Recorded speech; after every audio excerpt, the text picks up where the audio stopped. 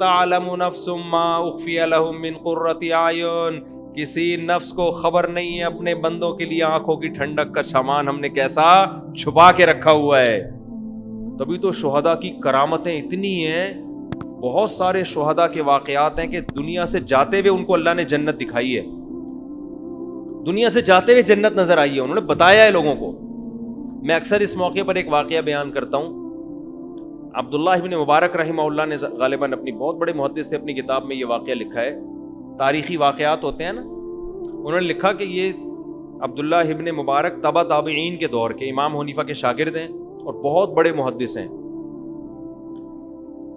ان کا سارے محدثین بڑے احترام سے نام لیتے ہیں، امام بخاری بھی، امام مسلم بھی، امام ترمذی بھی، یہ سب کے نظر میں یعنی کہا جاتا ہے تاریخ میں واحد شخصیتیں جن پر کوئی بھی جرح ہے ہی نہیں سرے سے، ورنہ لوگوں نے امام بخاری کو بھی معاف نہیں کیا ہے.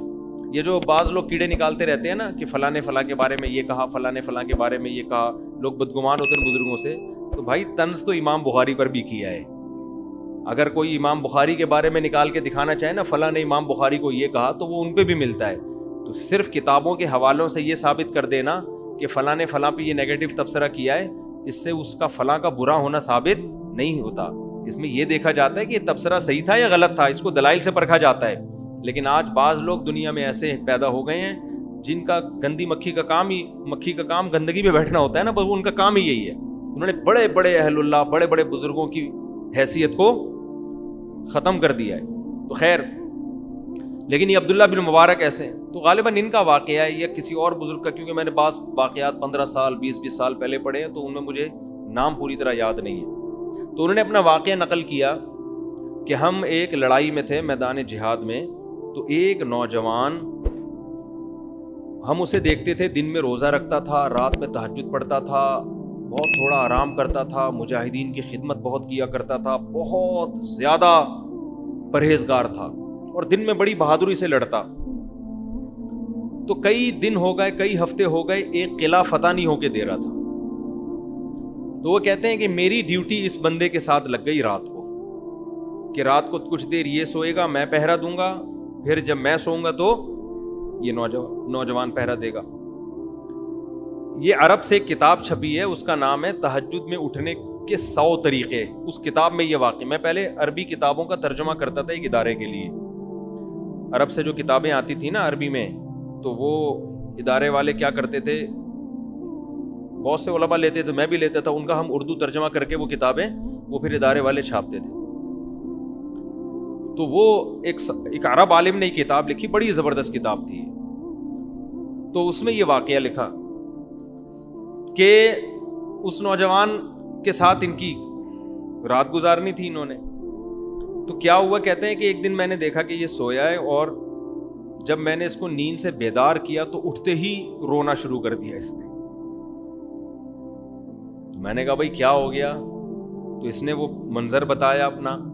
اس نے کہا کہ میں نے خواب دیکھا، خواب میں مجھے خوبصورت جنت دکھائی گئی، ایسی جنت جیسے قرآن کہتا ہے جو نہ کسی آنکھ نے دیکھی اور نہ کسی کان نے سنی. کہتا ہے میں آگے گیا تو بہت خوبصورت عورتیں، بہت خوبصورت عورتیں. کہہ رہے میرا دل ان کی طرف مائل ہونے لگا. تو مجھے ان فرشتوں نے کہا کہ یہ تمہاری باندیاں ہیں، یہ تمہاری بیوی نہیں ہے، تمہاری بیوی آگے ہے، وہ ان سے بھی زیادہ خوبصورت. اب آپ کے کان کھڑے ہو جائیں گے جب بھی ایسی کوئی بات آتی ہے نا. تو وہ چلے گئے، وہ کہتے ہیں مجھے لے کر گئے. تو میں جب آگے گیا ہوں، اتنی خوبصورت جو اللہ نے جنت کے نقشہ کھینچا ہے قرآن مجید میں، کہہ رہے ہیں جب میں قریب گیا ہوں وہاں تو ایک خوبصورت کمرہ، جیسے دلہن کا کمرہ سجا ہوا ہوتا ہے، ایک تخت پہ ایک بہت حسین عورت، بہت ہی حسین، اس کے سامنے افطاری کا سامان رکھا ہوا ہے، کھانے پینے کا، افطاری کا نہیں ہوتا سامان. تو کہتے ہیں مجھے بتانے والے نے بتایا کہ یہ تمہاری زوجہ ہے اور تم نے اس کے ساتھ روزہ آج افطار کرنا ہے. اب رات کے وقت کس کی تو خواب آ رہا ہے نا اس کو. کہہ رہے میرا تو ایسا دل کہ میں اس کے قریب جاؤں، میرا دل للچا رہا ہے. کہہ رہے جیسے ہی میں اس کے قریب گیا اور میں نے کہا میں افطاری کروں تو اس نے میرا ہاتھ پکڑ لیا اور کہا ابھی تمہارا ٹائم نہیں ہوا ہے. جب افطاری کا ٹائم ہوگا نا، جو یعنی حقیقت میں افطاری کے ٹائم کل تم نے روزہ میرے ساتھ افطار کرنا ہے، کل تم نے روزہ میرے ساتھ افطار کرنا ہے. کہہ رہے ہیں اس دوران آپ نے مجھے آ کے اٹھا دیا تو میرا وہ سارا خواب مجھے اس منظر پہ رونا آ رہا ہے، اتنا حسین منظر. لیکن اس نے کل کا وعدہ کیا کہ کل تمہارا روزہ کس کے ساتھ افطار ہوگا؟ میرے ساتھ. تو وہ بزرگ کہتے ہیں کہ مجھے لگا کہ یہ کل شہید ہو جائے گا نا، کیونکہ روزے تو یہ روز رکھتا ہے. حدیث میں آتا ہے میدان جہاد میں جو ایک روزہ رکھتا ہے 1 سال کے روزوں کے برابر ہے. لیکن علماء نے لکھا ہے یہ فضیلت اس کے لیے ہے جس کو روزہ رکھنے کے بعد لڑنے میں کمزوری نہ ہو. اگر روزہ رکھنے کے بعد یہ خطرہ ہے کہ ہم کمزور ہو کے لڑ نہیں پکیں، پھر روزہ رکھنا جائز نہیں ہے، کیونکہ پہلے دشمن ہے. تو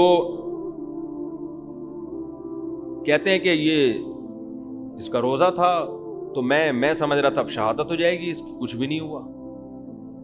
تو مجھے ایک خیال آنے لگا کہ جھوٹا خواب ہوگا اس کا. کہتے ہیں کہ سارا دن یہ بہادری سے لڑا بھی، پھر بھی شہید نہیں ہوا. کہہ رہے ہیں پھر ہم نے افطاری کا سامان لا کے رکھ دیا اور ان کو خیال ہونے لگا کہ یار ایسے ہی خواب تھا، ایک پراگندہ خیال ہوگا، آ گیا ہوگا. کہہ رہے ہیں ادھر یہ افطاری پہ بیٹھنے کا وقت آیا ہے، قلعے سے ایک تیر آ کے اس کے سینے میں لگا اور یہ وہیں کلمہ پڑھ کے شہید ہو گئی. اب وہ جو بزرگ تھے نا ان کی یہ غالباً عبداللہ بن مبارک تھے. کہہ رہے میری یہ کیفیت کہ میں نے تو یہ سارا خواب، یعنی اس نے مجھے سنایا تھا نا کہ این تمہاری مجھ سے ملاقات کب ہوگی؟ افطاری کے ٹائم. کہہ رہے میں نے زور سے، وہ کہتے ہیں میں نے چیخ ماری نا پورے لشکر میں کہ یہ شخص کامیاب ہو گیا. اور کہہ رہے پھر میں نے سب کو بلا کے اس کا خواب سنایا کہ کیسا اللہ نے خواب سچا کیا ہے، کہ اس حور نے اس سے وعدہ کیا تھا کہ کل تمہاری افطاری کس کے ساتھ ہوگی.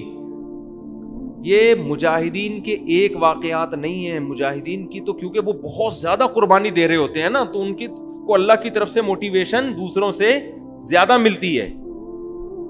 میں اکثر بتاتا ہوں نا، شہیدوں کے خون کی خوشبو میں نے اپنی ناک سے سونگھی ہے، ایک بار نہیں متعدد بار سونگھی ہے. ورنہ عقلی طور پر یہ پاسبل نہیں ہے کہ ایک آدمی شہید ہو رہا ہے اس کے بلڈ میں خوشبو آ رہی ہے. تو اب یہ جو ملحد لوگ ہیں نا مذاق اڑاتے ہیں، کہہ رہے ہیں ایسا نہیں ہو سکتا.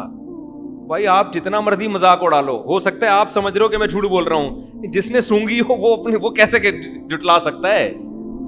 اور میں ایک اکیلا نہیں ہوں اس پہ گواہ، آپ کو سینکڑوں لوگ دکھا سکتا ہوں جنہوں نے شہداء کے خون کی خوشبوئیں سونگھی ہیں. کتنے لوگ جھوٹ بولیں گے، کتنے لوگ. تو وہ کہتے ہیں کہ پھر جب میں نے مجاہدین کو یہ واقعہ سنایا ایسا ہوا، تو کہہ رہے اگلے دن اتنی بہادری سے سارے، دیکھو حوروں کا چکر ایسا ہے نا مرد ہر چیز پہ کمپرومائز کر لیتا ہے، عورت پہ کمپرومائز نہیں کرتا.